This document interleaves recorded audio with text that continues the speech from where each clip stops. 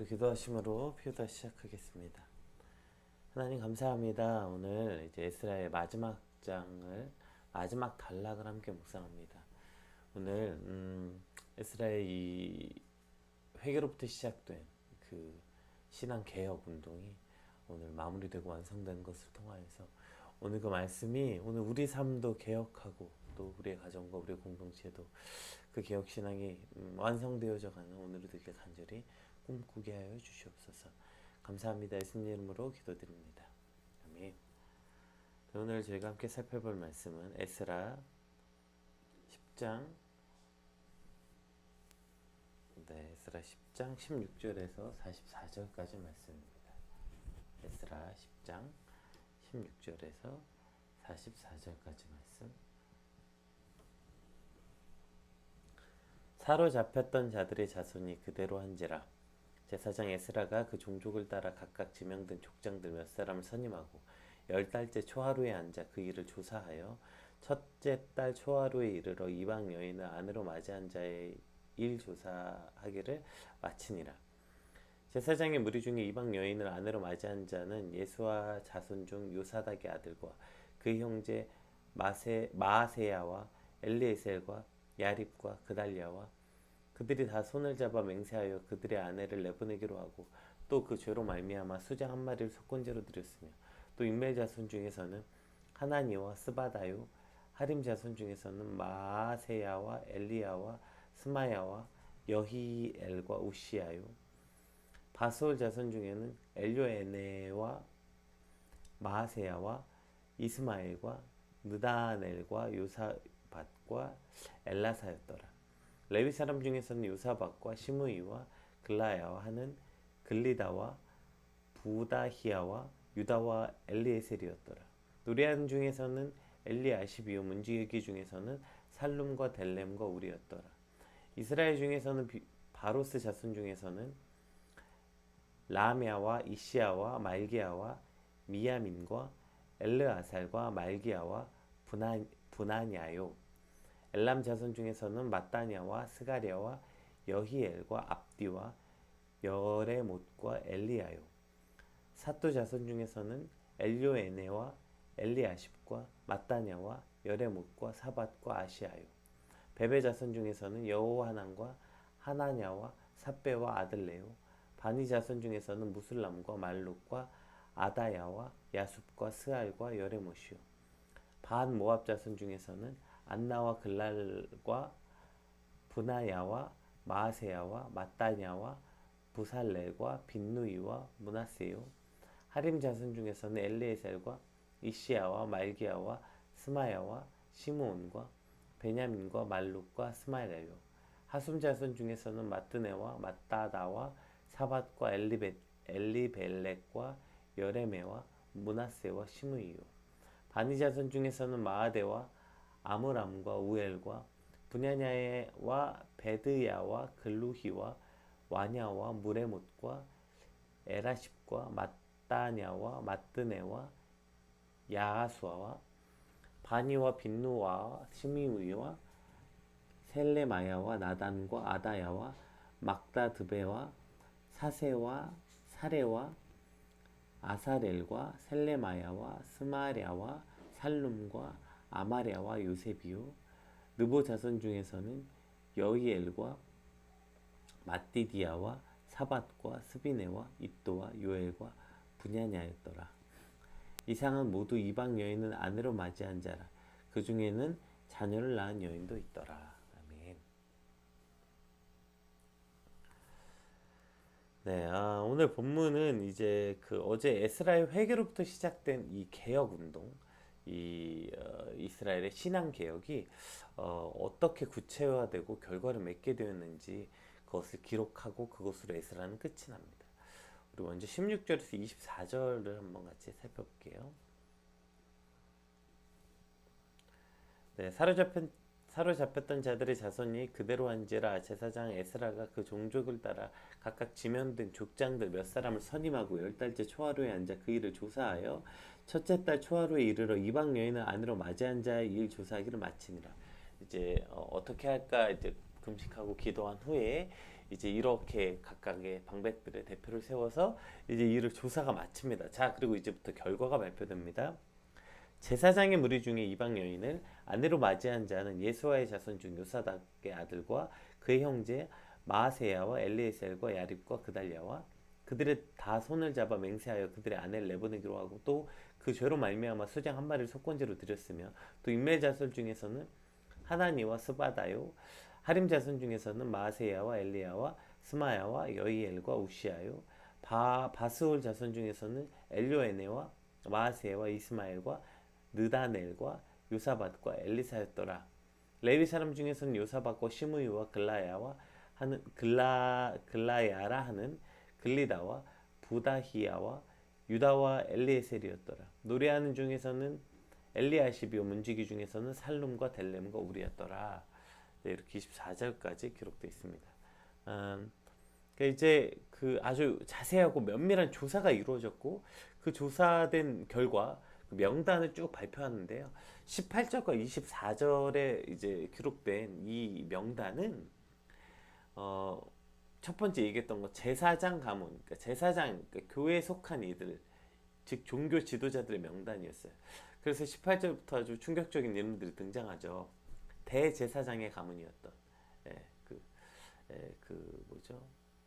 네, 예수와의 그 자손들과 그리고 제사장 가문과 레위 가문과 성전에서 노래하는 자들부터 뭐 어쨌든 성전 봉사자들까지 즉 이렇게까지가 당시 성전에서 일하는 우리가 흔히 말하는 종교 지도자들이었어요. 교회 안에서 일하는 그러니까 그 백성들을 하나님께로 예배할 수 있도록 인도니까 그 뭐죠? 백성들과 하나님 사이의 그 문제들을 해결해야 하는 그러니까 그러한 사명을 가지고 있었던 제사를 담당했던 이들이 쭉 명단이 등장해요. 이들의 명단이 무려 110명 중에 27명이나 포함되어 있어요. 그러니까 오늘 명단이 쭉 되어 있는 이 110명 중에 오늘 종교 지도자들의 명단이 27명이나 포함되어 있는 것을 볼 수 있어요. 이것은 두 가지 의미로 해석할 수 있을 것 같습니다. 이런 110명 중에 대제사장들을 포함한 이 종교 지도자들이 이렇게 많이 포함되어 있다는 것은 부정적 측면과 긍정적 측면 두 가지 긍정적 측면이 있나 싶겠지만 먼저 한번 우리 부정적 측면 한번 살펴봅시다. 당연히 그래서 이들이 이만큼 많이 포함되어 있었기 때문에 즉 오히려 악에 물들었다 어쩔 수 없이 악을 따라갔다 정도가 아니라 오히려 이 악한 일을 주도하고 있었다. 이 종교 지도자들이 앞장서서 악한 일을 하고 있었다는 걸 볼 수 있게 된 거죠. 그러니까 왜냐하면 이게 무리가 많았기 때문이에요. 오히려 만약에 한두 명 정도였다면 자기 스스로도 경계하거나 문제의식을 크게 가질 수 있었겠지만 많은 종교 지도자들이 이미 그 일을 행하고 있었기 때문에 아마 자기들만의 어떤 합리화시키려는 교리가 있었을 수도 있고요. 아니면 그냥 무뎌졌을 수도 있고요. 이유는 알 수 없지만 어쨌든 이들은 그 악을 굉장히 주도적으로 그 일을 행하였고 그래서 그 9장에 보면 그것 때문에 이제 주저앉았던 거죠. 에스라가 주저앉아 있었던 겁니다. 오히려 하나님과 백성들을 온전히 일깨워서 하나님께로 인도해내야 되는 그 종교 지도자들의 타락 그것은 희망이 없어 보였기 때문입니다. 오늘 이것을 통해서 우리가 기억해 볼 수 있는 것 같아요. 그러니까 그 우리가 이 죄에 빠지고 죄에 일어나는 일이 직분으로 그것을 판단할 수 있습니까? 목사나 장로나 뭐 집사나 권사나 뭐 교사나 직분 받으면 다른 사람보다 죄에서 멀어지는 거예요? 아니요, 그렇지 않아요. 그래도 내가 목사인데, 그래도 내가 내가 뭔데라고 말하는 그 직분이 나는 깨끗하다, 나는 죄에서부터 멀어진다, 나는 그런 죄는 넘어지지 않을 사람이다라는 걸 전혀 보증하는 단어가 아니라는 거죠. 오늘 본문에 나온 것처럼 오히려 종교 지도자들이 가장 타락한 모습을 보여줬고 사실 이것은 이때뿐 아니라 오늘날도 마찬가지 아닙니까? 여러분 교회가 욕먹는 이유가 사실 물론 여러 이유가 있고 물론 성도들의 온전한 삶을 살지 못하는 것도 있지만 대표적으로 욕을 먹는 이유는 기독교가 이렇게 개독교가 된 것은 그냥 일반 성도들 때문이 아니지 않아요? 대부분 종교 지도자들이라고 말할 수 있는 한 90%는 다 저 같은 목사들 때문이죠. 예. 목회자들 때문에 사실 이와 같은 교회 타락과 욕을 먹고 있다는 것을 기억한다면 마찬가지죠. 교회 안에서도 보십시오. 여러분 교회 안에 문제 누가 일으켜요? 일반 성도들이요? 아니요. 문제 일으킬 수도 없어요. 그 파장이 작아요. 교회를 쪼개고 교회에 문제 일으키고 교회에서 싸우고 머리끄댕이 잡고 교회를 분열시키는 그 모든 일들은 다 직분자들 아닙니까? 거기서부터 악이 시작되는 거 아니에요? 그런데 무슨 뭐 직분자라고 에이 그래도 내가 목사인데 그렇게 했겠어? 에이 그래도 내가 장로인데 아니요. 목사라서 더 그렇게 할 수 있고요. 장로라서 더 그렇게 할 수 있어요. 교사라서 더 그렇게 할 수 있고 집사나 권사라서 더 그렇게 할 수 있는 거예요. 오히려 더 큰 유혹에 빠지게 되는 거예요. 사단은 그 직분받은 자들이 넘어질 때 일어나는 그 파급력을 이용하기 때문이죠. 그러니까 더 큰 유혹에 빠지게 되는 것입니다. 그래서 성경은 애초부터 수많은 경고를 하고 있었는데 우리 그 대표적인 거 야고보서 한번 볼게요. 야고보서에 하고 있는 이 경고에 대해서 한번 야고보서 3장 1절 한번 같이 읽어봅시다. 내 형제들아 너희는 선생이 된 우리가 더 큰 심판을 받을 줄 알고 선생이 많이 되지 말라. 이렇게 경고하고 있어요. 선생이 된 우리가 더 큰 심판을 받을 줄 알라는 거예요. 그러니까 차라리 선생이 많이 되지 말아라. 선생이 되지 말아라. 이렇게 말하고 있어요. 그러니까 우리가 어떤 직분자로서 삶을 살아간다는 것, 사명자로서 삶을 살아간다는 것은 이와 같은 더 어떤 높은 도덕의식, 또 도덕의식뿐 아니라 늘 깨어서 근신하는 삶, 이것이 그들에게 당연히 이루어져야 되는 삶이라는 거죠. 왜냐하면 그들은 더 큰 심판을 받을 것이라 이렇게 말하고 있어요. 더 큰 심판을 받을 자리에 있으면서도 더 큰 죄에 빠지게 되는 것이기 때문입니다. 따라서 오늘 우리가 내가 직분 받았다고 교회 다닌 지 10년이 됐다고 20년이 됐다고 그런 것으로 우리가 죄에 빠지지 않게 된다. 이것은 죄에 빠지지 않게 되는 그 자신감과는 아무 상관없고요. 오히려 그래서 더 넘어지기 쉽다는 사실을 반드시 기억해야 되는 거예요. 직분 받으면 받을수록 높으면 높아질수록 신앙의 연륜이 쌓이면 쌓일수록 더 넘어지기 쉽다는 거예요. 그래서 일어선 줄 아는 자 넘어질까 조심하라. 성경에서 그렇게 경고하고 있는 것입니다.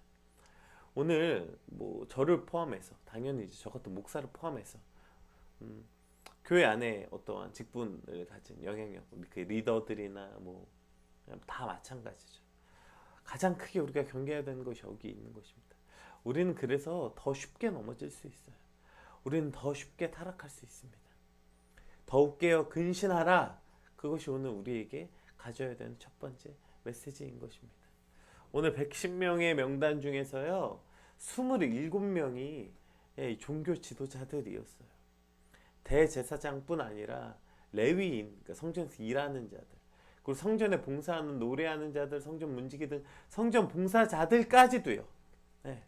그러니까 종교 지도자라고 말하는 그 리더 그룹들이 이 일에 앞장섰다는 것을 알 수 있게 되는 것이죠. 오늘 교회가, 오늘 이 땅의 기독교가 무너진 많은 이유는요 그냥 뭐 평신도들 때문이 아닙니다. 소위 교회에서 직분 좀 받았다 하는 사람들 때문이라는 것을 반드시 기억하고 오늘 내가 그러한 위치에 서 있다면 하나님 그것이 나를 지켜주는 도구가 절대 되지 않으니 더 깨어 근신하게 하여 주시옵소서. 오히려 직분 받은 이들이 더 쉽게 타락할 수 있고 그들이 타락했을 때 더 큰 파장이 있다는 것을 반드시 기억해야 됩니다.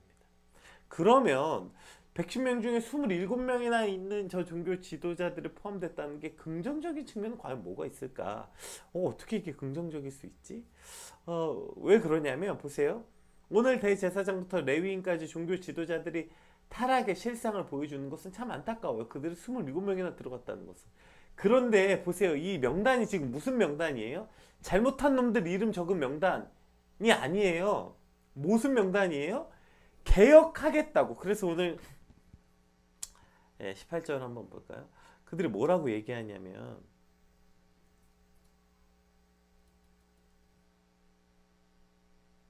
19절 볼게요.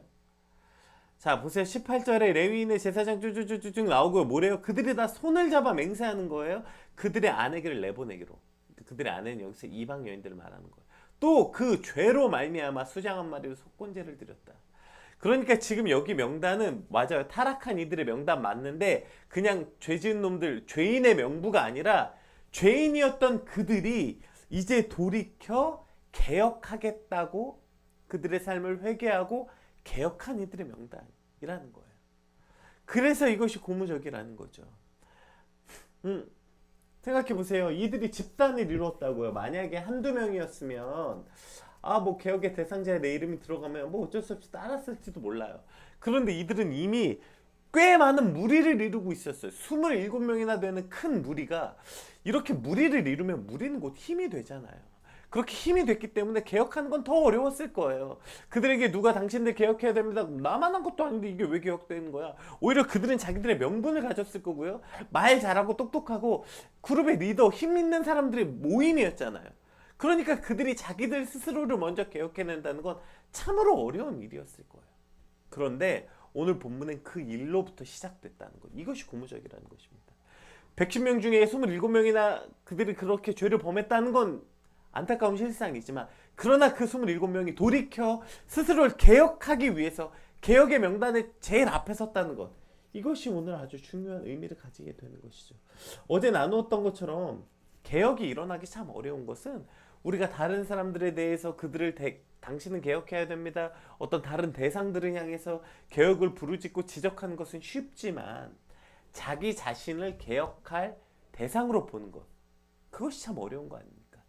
나 스스로는 개혁돼야 될 대상이고 나 역시 내가 개혁해야 되는 첫 번째 대상이다 라고 생각하지 못하기 때문에 개혁은 일어나지 못하는 거 아니냐고요.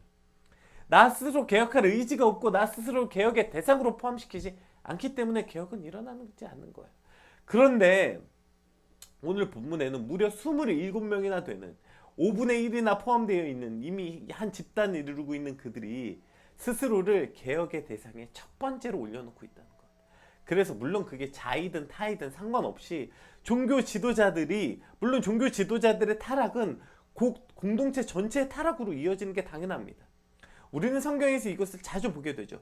그러면 반대로도 마찬가지 아니겠습니까? 종교 지도자들의 회개와 회복은 곧 공동체 전체의 회개와 회복으로 이어질 수도 있게 되는 것이죠.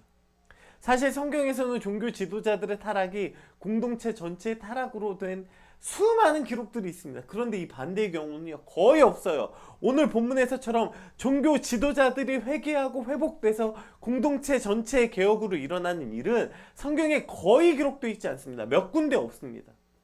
오늘 그 일이 오늘 본문에 이루어진 거예요. 그들은 힘 있는 큰 그룹이었음에도 불구하고 스스로를 개혁의 대상자, 개혁의 첫 번째 사람들로 놨다는 것. 어쩌면 이것 때문에 오늘 이 종교개혁이 일어난 가장 성공의 비결이었는지도 모르겠어요. 그들 스스로가 힘 있는 그룹, 기득권을 내려놓고 권력으로부터 내려놓고 자신의 그런 권력이나 힘이나 그룹을 이용해서 자신의 죄를 무마하거나 그것을 합리화시키지 않고 그들 먼저 개혁의 대상자가 되었다는 것. 이것이 아주 중요한 의미를 갖게 되는 것 같습니다. 오늘 혹 우리도 그런 위치에 있다면 이것부터 내가 스스로 개혁의 대상자가 되지 않는 한 아무리 부르짖어도 소용없습니다.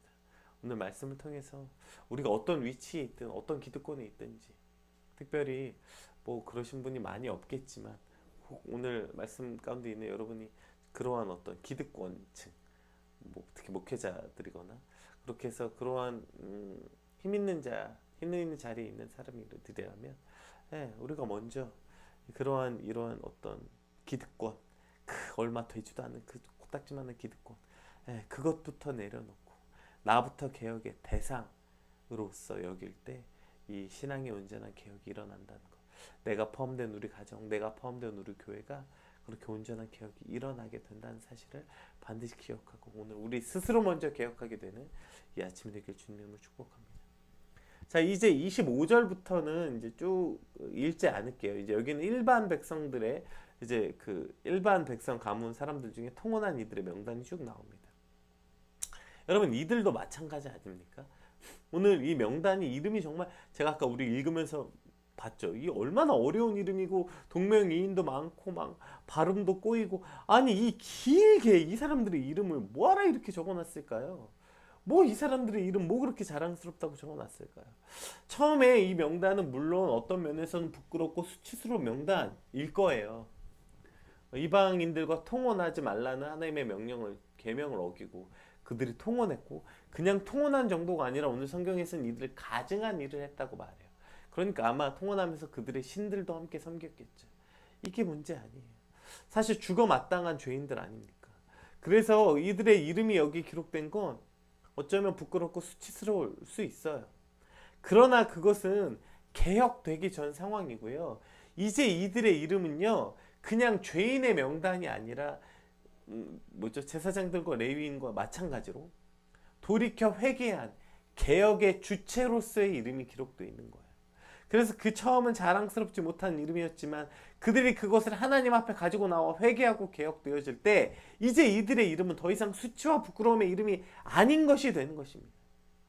그들이 그 죄를 지었지만 그곳에서 돌이켜 회개해서 하나님께 나오는 이 개혁의 주체들, 그러한 이름이 되었기 때문에 저 이름은 그저 부끄러움과 수치 이름이 아니라고 생각됩니다. 그래서 어쩌면 저렇게 세세히 기록되었는지도 모르겠어요. 그러나 이것은 그냥 얻어진 것은 아닙니다. 그 수치와 부끄러움의 이름이 그냥 어느 날 개혁의 주체 이름으로 바뀐 것은 아니에요. 우리 44절 마지막 절 읽어볼게요. 이상은 모두 이방 여인을 아내로 맞이한 자라.